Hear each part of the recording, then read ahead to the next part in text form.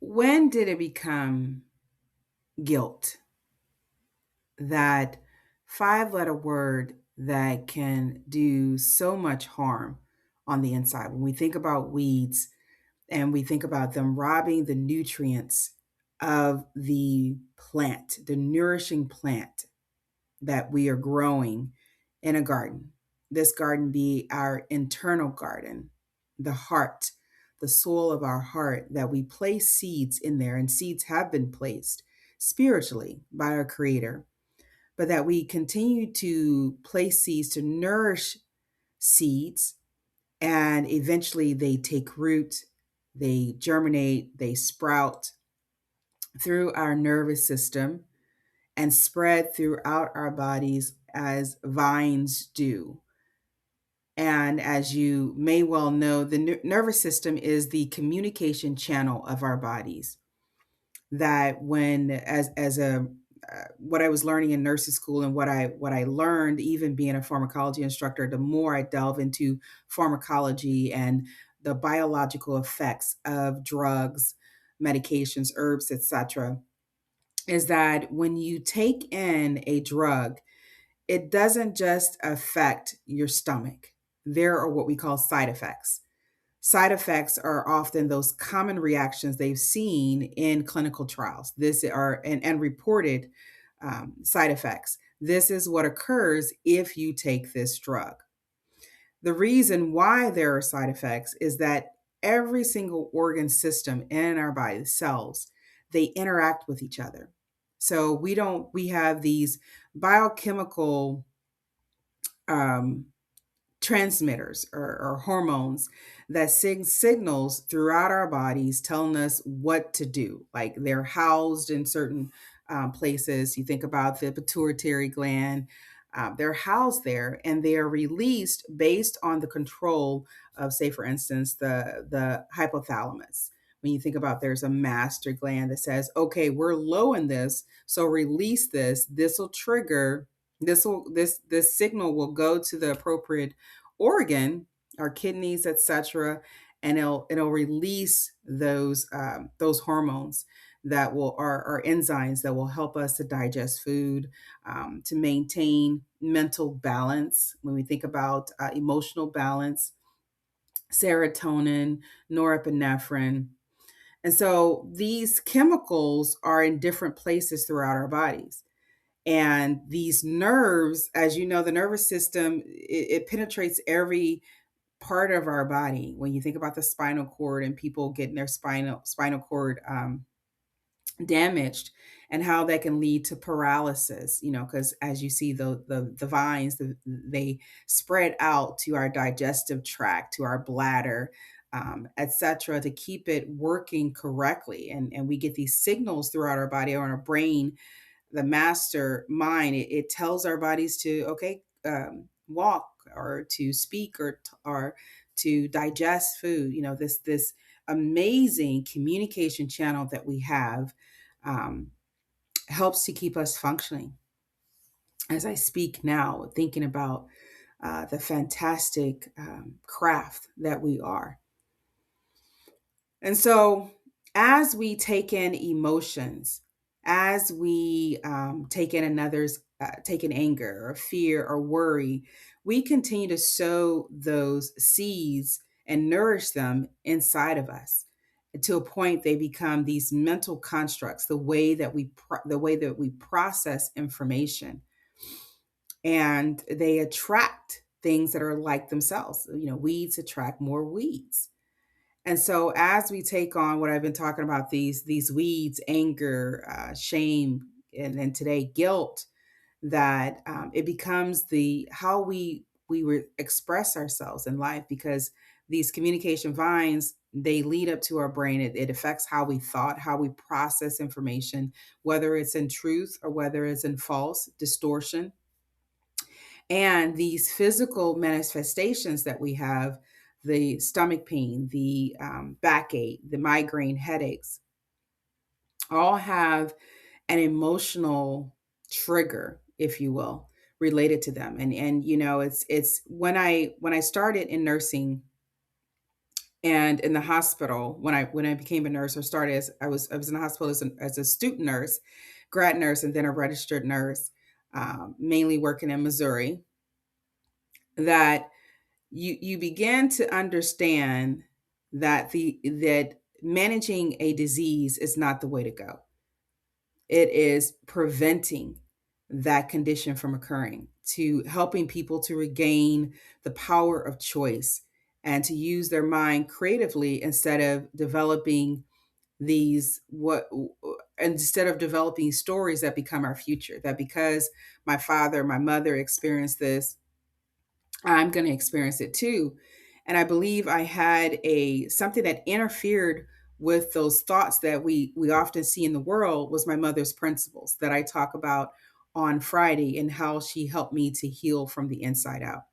And one of the things that she told me was, just because someone else goes through it doesn't mean you have to. And that's something that I'm working on, the manuscript to putting this book back out, of these over 50 life lessons or life principles that my mother shared with me, that helped me in so many aspects of my life, and in healing, and being self-reliant, and visions, and going after what I wanted, and living another day, and not letting things get me down too long, to actually keep moving forward, keep trucking, keep moving forward.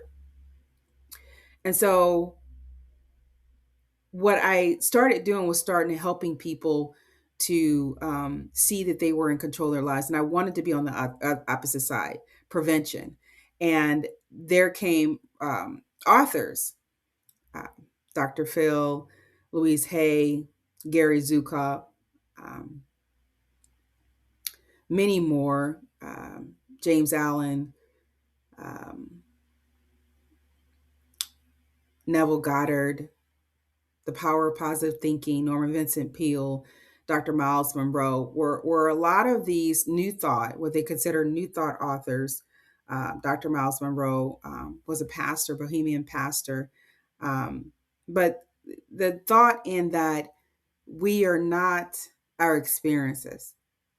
The world will often make you feel differently. I remember even at jobs that I worked, and they will make you feel differently, that you are what you experience. This is who you will be. This is who you will always be. And you've heard that. When people say negative things, you're stupid, you're dumb, or you were doing this and now you're going to always do this and this. Just believing the distortion that you are your experiences and you're not. And that often when we identify with our experiences, we take on the guilt. And that's what I was dealing with a lot in the hospital. I dealt with a lot of people that were feeling guilty about their life, their childhood. And that's what I often heard when my mother, my father, my grandmother, because in the hospital is a time where people feel the most vulnerable. And during the most vulnerable time, they feel like, if they feel like they have someone they can share, they can trust, they will talk to them about things. And because I too attracted, because I wanted to know, why were people suffering? That I didn't believe since a child that we were put here to suffer from disease and illnesses. And when I called out to the universe to align with it, because I didn't want to end up that way myself, that I wanted to experience true love. I wanted to live an abundant life. I wanted to travel, that I knew, because I had those desires, that was possible. And it took some experiences, what people, the world says, that adverse experiences. Experiences are experiences. When we start labeling them, that's when we start getting into trouble. I know it's about, well, I have to differentiate this experience from this experience. Not necessarily. An experience is an experience. And when we label it, we end up taking on the label and identifying with it.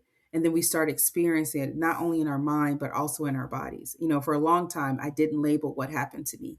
I dealt with the emotions and the feelings, the anger, the resentment, the shame, the guilt that I had. And I remember as a child, I said, I wanted to learn from life. I wanted to see mistakes as life lessons instead, because it sounded more uplifting, something that I could do, action, something I could do myself. And I remember saying in that same moment that I didn't want to have any regrets.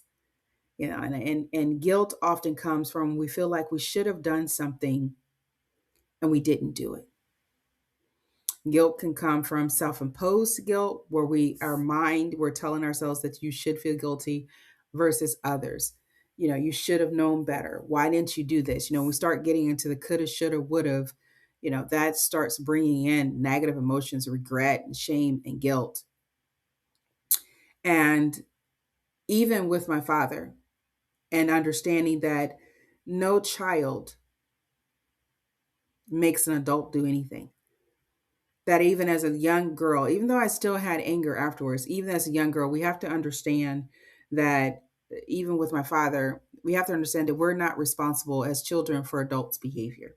And that in itself helped me to not have the guilt that it wasn't my fault that he had chosen something else to comfort him, something else to be his family.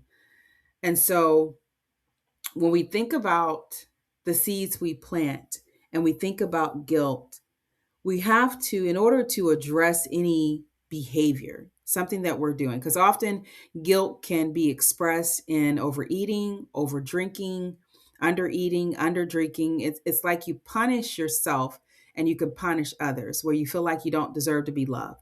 And you will do whatever you can to yourself to help scare people away, to help protect yourself. And I even thought about that when I gained, at one point, I gained too much weight. It was like I knew when I lost the weight, I felt like didn't have anything around me, surrounding me that could protect me.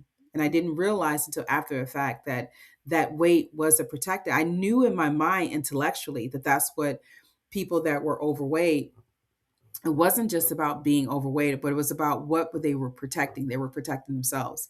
And often because we feel guilty that we don't deserve good things. We don't deserve a good man. We don't deserve a good woman. We don't deserve a good house. We don't deserve a car. We don't deserve to get out of the environment that we're living in that feels life draining. We don't deserve to do the job that we love because we feel guilty. Something in our lives has caused us to really believe that that we should limit ourselves, that it's okay to have lack, that guilt can have us doing things into others that bring about more harm than good. And one of the things that when I was coaching, spending time coaching health as a health coach, is I would tell people in the beginning, there's no guilt. When I coach NCLEX students to pass their licensure exam, nursing students to pass their licensure exam, or nursing graduates, I tell them there's no guilt because I can see it written all over their faces. Here's everybody else going on their lives, and here I am stuck and not able to pass my exam. Or here I am, 200, 500, 200 pounds overweight or 50 pounds overweight. And I feel so guilty because I have not treated my body right. It's not about feeling guilty. For me, I always tell people that I come across, the clients, that it's about getting to the heart of the matter. Because you can't, as far as guilt, facing guilt, you're constantly focused on the guilt instead of going to why am I feeling guilty? And let's examine that, put that under light and see, why am I feeling guilty? Why do I feel this way? What was said to me? What did I say to myself? Have I put some unrealistic expectation on myself or others? Have I taken the blame for something that happened to me? Have I was I supposed to do something, I didn't do it? See, love is not about failing. It's not about condemnation. It's not about guilt. It's about understanding. And everything we do, we are to get understanding. We are to seek the truth because the truth is what frees us. And when I didn't realize it, when I said to myself that I am not the fault of why the reason for why my father is not part of our family. I am not the reason because he chose something else to do. And that's when we undo or prevent guilt from coming to our house, when we examine things and we are thinking correctly. And often for me, it's writing things down, it's pondering a thought, it's getting quiet in my head and allowing the truth to come up. It's attracting, and I prayed as a child to want the truth, because we can forget that when we are adults and we're going through so much. I know for parenting, it's hard because it can be a challenging opportunity. Let me put it that way. That as we're taking care of our children, that we can lose ourselves, and we're not. And for me, it was like trying to hold on to that assessment stage where I'm waking up in the morning, I'm examining my thoughts, I'm examining my reactions, and how can I be better? How can I do better? What could I have done differently? And it's not about, again, feeling guilty. It's about growing. We've replaced growing with guilt. And like I said, I would tell, that's the first thing I would say, because I know often when we don't accomplish what we have set forth, when we allow something to when we feel like we've allowed stuff to happen to us, when we feel like that we're at fault or we have some responsibility for what happened, we allow that guilt to come in. Now, I'm not saying that to blame others and say this, you did this to me. We are to be accountable for our actions, but we also have to have realistic assessment of our actions, even as children. The trust that we often give to our elders. And that, to me, isn't where the guilt should be, because you want to keep that child. That's the challenge there. When you have been hurt by others, is that you want to keep that childhood joy, that curiosity, because that will continue to help you to grow, spiritually grow. But often we have so many adult children that have disconnected with their purpose, with their gifts, their talents and abilities, because somehow they have, um, with guilt, they have stopped their growth, right? They have stopped that expression, or the expression isn't exactly where it needs to be. And so it's so important to assess our inner garden for the weeds of guilt, because they will continue to grow just like any other weeds. It's robs you of your nourishing. We have very fertile soil. We have very nourishing soil inside of us. And it's when those emotions will stay there and grow, because just like any other thought, they want to multiply. They want to continue to spread from one garden to the next, to the collective consciousness of the world. And, unfortunately, people that are hurting will hurt other people. Misery, you've heard the saying that misery loves company. And it's all about those emotions, just emotions and feelings, those thoughts, just like love, want to grow, want to continue to grow. And so when we examine guilt, we have to understand that this earthly journey is a process. We are not going to always get it right the first time, even though we have access to this infinite wisdom. We are here to grow. We have support, we have guidance.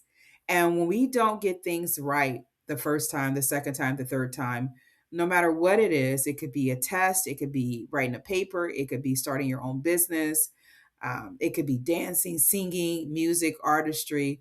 And what I say to you, I say to myself, because I feel like I need this more than anything, is that regardless of how many times we have done something, to not lose hope, to know that this life is a process, that this isn't, as we evolve, we are growing more and more each day. And we have to believe that. And we have to understand that. We have to know that we're not failures. We don't have to hold guilt. Once we know that we're doing something, that the key thing is to concentrate on how to grow, how to make that change, and not focus on what we did, but focus on where we're going with our lives. And so this episode is just to encourage you that if you are holding on to guilt, to really shine a light on that, to examine that guilt and to understand that this life is not supposed to be about guilt. I know people will label you, they will try to define you, they will limit you by your experiences, but know that you have the right to grow. You can change.